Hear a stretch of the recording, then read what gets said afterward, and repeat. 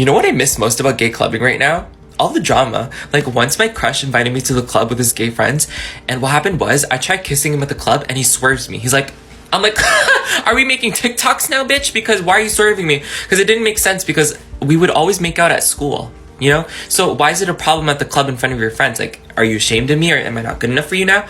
I was pretty upset by that, but I didn't say anything. 10 minutes after, his best friend makes a move on me and then we make out.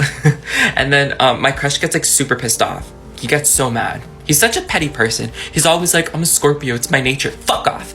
Anyways, what happens after? He calls a person to the club last minute, thinking he's gonna make out with this guy in front of me to spite me. And what happens instead? This guy comes, compliments me, and then we make out.